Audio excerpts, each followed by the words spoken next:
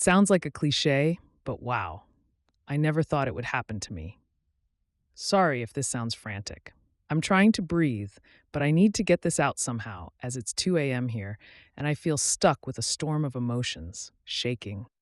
My wife and I are separating. It was brought up by her about a month ago, and through the struggles of it all, I am trying to look towards the future and focus on what I need to do for myself. I made a comment in another sub about my part to play in it all.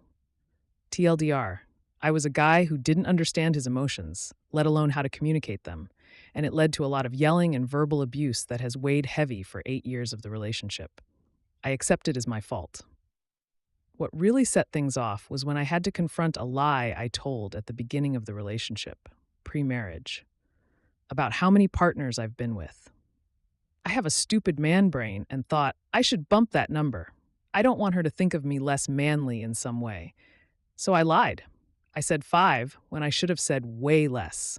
Flash forward almost 10 years, 8 years into the marriage, I tell her the truth after way too long. After some work on myself, I realized how wrong it was and needed to come clean. Ever since, marriage on the rocks. She tells me she can't trust me anymore, and I don't blame her. I want to understand what it did to her and what that means to myself. Working on myself. Last month, she realizes she can't move forward and wants to separate. I try my best to understand while continuing to view everything I did wrong that led us here. A few days ago, I see an odd notification on her phone, thought it was from her roller derby group, and shrugged it off. Until tonight, when it all got the better of me and I checked. Boom. WhatsApp. Classic choice, right? Messages between her and some dude named Allison, with meetup times, sexts, and constant flirting going all the way back to over a year ago. Almost 8 months before I came clean to her. I just can't believe this. The amount of shit I've gone through for my life when this has been happening. How hard I've tried to be the perfect husband for her to make up for everything. I just can't. I talked with a very good friend and they talked me down. I was furious. I wrote how I felt in a letter. I just want her to know how much she's hurt me with this before she can live freely after the separation divorce.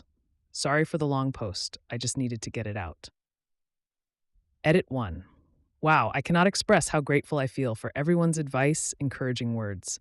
I managed about 2-ish hours of sleep. I'm exhausted, my emotions are down a bit, but the thought of when she wakes up gets my emotions swirling again.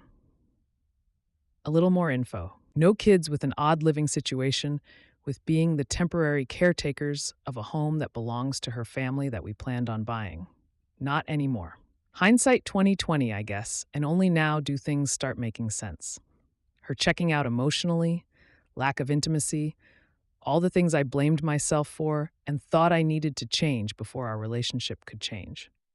I am putting myself first. This is going to be a large hurdle for me to work through going forward, but I know that letting this solely define me is just another way for her to crush my spirit. I am happy with the work I've done, and I don't even know where I would be right now without it. Plan as of right now at 7 a.m. I've showered, packed a couple days' worth of clothing, and planning on how this morning will go. Originally, yeah, I was feeling vindictive.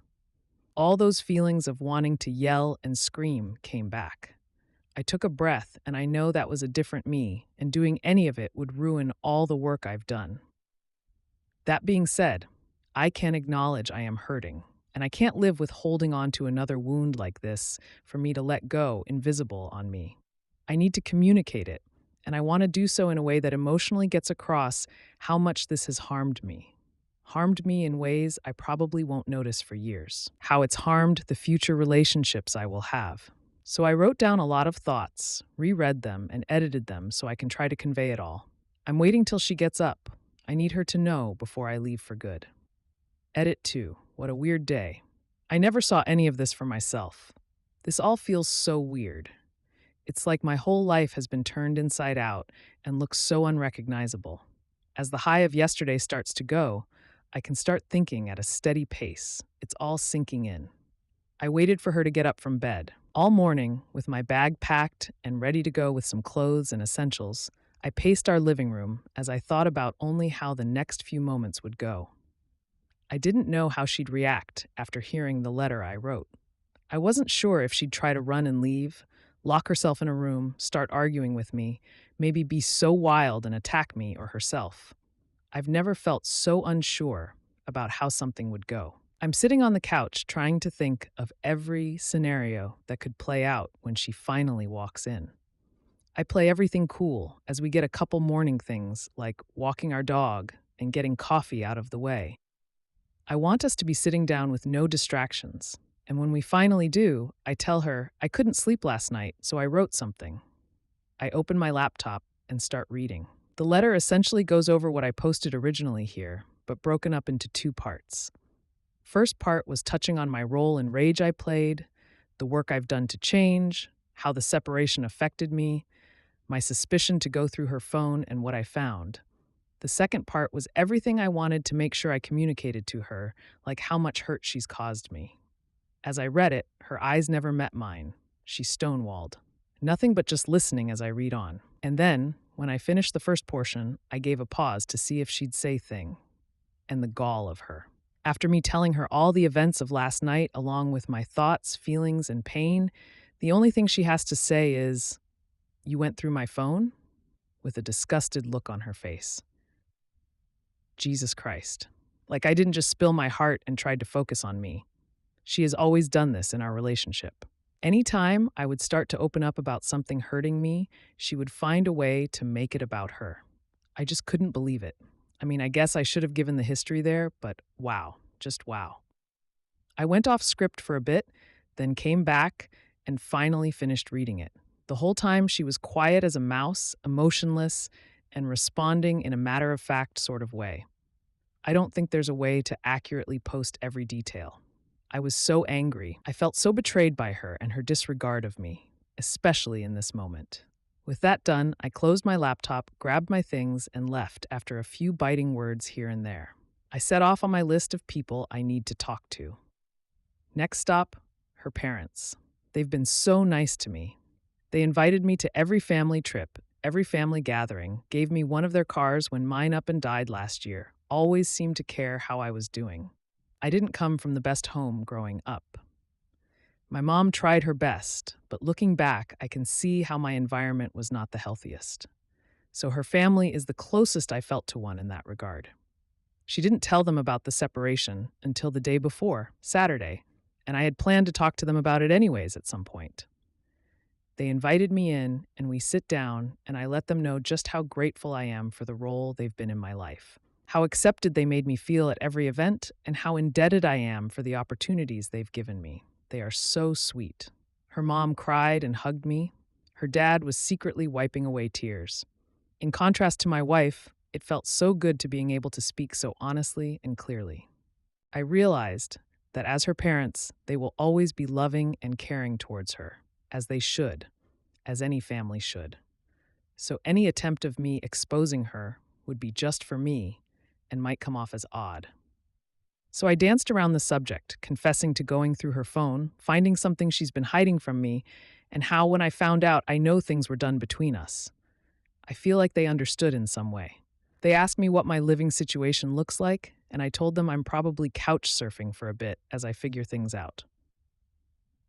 They offered me free furniture if I end up getting a place, and if I left to go farther away, they want to see me off. God, I love them. We hugged, said goodbye, and I went off down my list of who I needed to speak to. My sister and close friends took it relatively the same way. By the end, I felt like every time I repeated the events, I was getting more desensitized. My adrenaline pumped through me and left that numbing effect where everything feels slightly unreal. I was so exhausted, mentally and physically, that I crashed on the couch at one of my buds. The plan so far is to prepare a space today at my sister's so I can slowly bring my stuff over. My wife has roller derby practice twice a week, so I'll be going over during those times, as to avoid her as much as I can to get my stuff. I have a buddy who lives out of state that's been my rock during all of this. He's called me between every visit I did yesterday to check in on me and make sure I'm okay. He also really wants me to move out there with him. He's already planned where I'll stay, what jobs I'll apply to, and all the rock climbing we'll do. I think I'm leaning in that direction. I'll talk to my therapist later this week about it. I won't post my letter here because then this would be ridiculously too long. But that last part really got after what I was trying to communicate, so I can post that. I want you to know just how much I believed in you, how I always wanted to root for you, even in the toughest of times. I loved you infinitely. My love was so strong that I faced many difficult challenges within and from without myself to give you everything I thought you deserved. I know I am hopeful. I know that I always give the benefit of the doubt, and at times it's to my own detriment. I know that it is hard in this hard and dark world to find people like me who will get up and try again every day. I want you to know how much you've lost in me.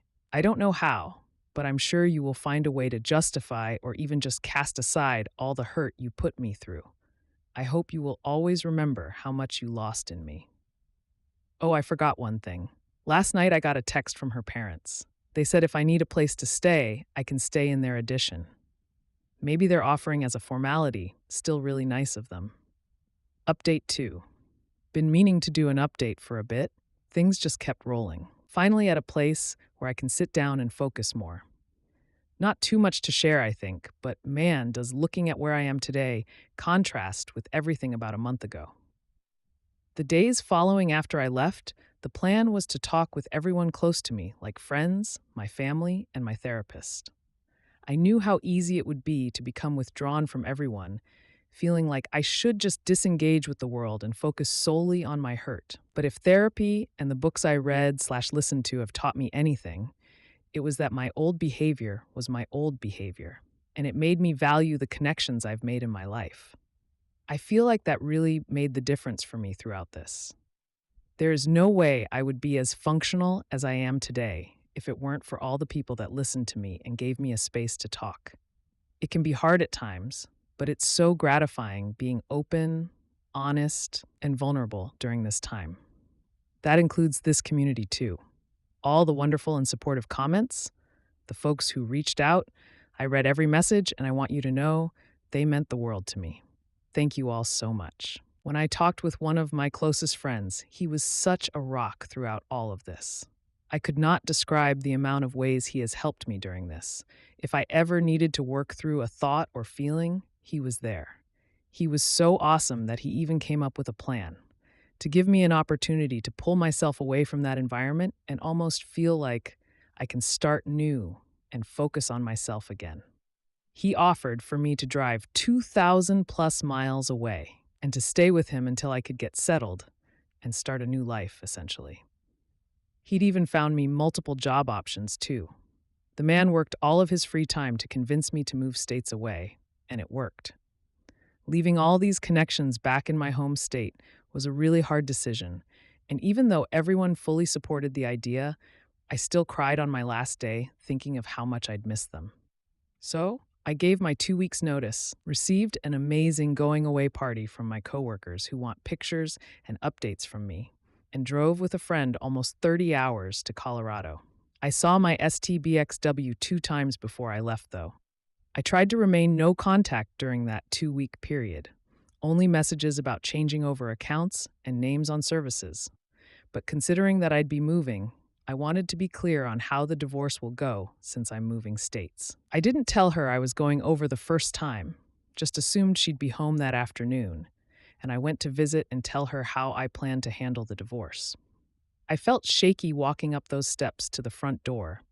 I had no real clue how she'd react. I assumed she would be cold and non-responsive like the last time I read the letter to her. I walked into the living room and immediately was confronted with tears. I guess she saw me pull into the driveway, but what I was not ready for was the eye contact. It didn't hit me till later, but her eyes did not break from mine from the second I walked in. And I think it was because she hadn't looked at me in the eyes for so long now. It was very striking as tears still rolled down her face. I told her about my plans, how I'd be leaving, and how the divorce will go. She nodded and asked me general questions. She also wanted to know if there would be time for us to talk before I left.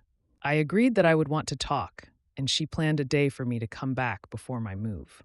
So, I know this might be where I lose some people.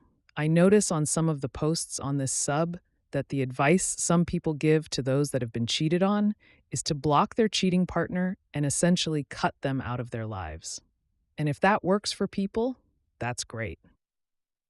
This experience so far has been the most heart-wrenching and distorting for me. Again, if it wasn't for my support system, I don't know where I would be. If blocking a cheating partner out of your life is going to be the thing to help you, then do it. Whatever it takes to keep you going and getting up the next day, we all have to find our way to keep trying and start our healing. For me, though, I don't know. I didn't want to be angry anymore, or resentful, or bitter. I did not want to paint the whole relationship as bad. I was genuinely happy during most of it, and my feelings during those moments were still there. I knew this was the end of our relationship, but considering how large of a role we played in each other's lives, it felt kind of weird and wrong to just end things with no words, no closure. In my head, I didn't want to shame her. She was kind of doing that already. I'll sum up our interaction on both those visits by saying she has a lot of growth to do, and I hope she does. I think that's the only way that I could ever feel like she could understand what she put me through. If I shamed her, it felt like it would only serve to keep her locked up in her own head. Instead, and I know this is going to sound stupid maybe, but I tried being empathetic. I think she was expecting me to be all those other things, but not ready for me listen to her.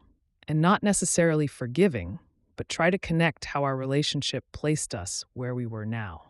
I don't think this translates well into a post, so I don't want to try and over-explain it. I'm still figuring things out as it is.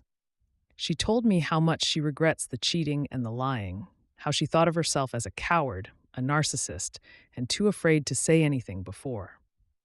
She asked me to, what capacity could we remain in each other's lives? I told her that we're both hurt people and we need to find the help we need to heal and grow. That this relationship needs a formal end and to try to continue things would only serve to feel like nothing's changed. We can recognize that we have these distorted feelings now, but things will change with time, and we may not even feel anything towards each other in the future. I said message me when things feel tough and overwhelming, but we should from now on focus on ourselves and the people we want to become and grow into. Anyways, I can try to answer some questions in the comments.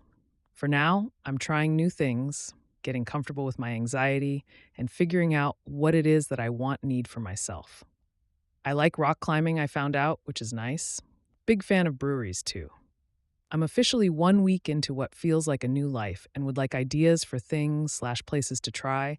So if there are any hikers/climbers, beer enthusiasts reading this, drop a recommendation for the Colorado area in the comments. That would be rad. I think this will be the last post for a while, though.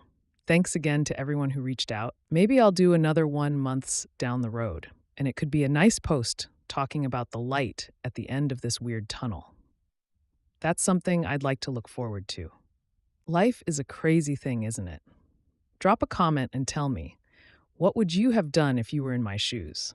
And make sure to share this video with your friends. It's the best way to help my channel grow. Thanks for watching, and I'll see you in the next one. Bye.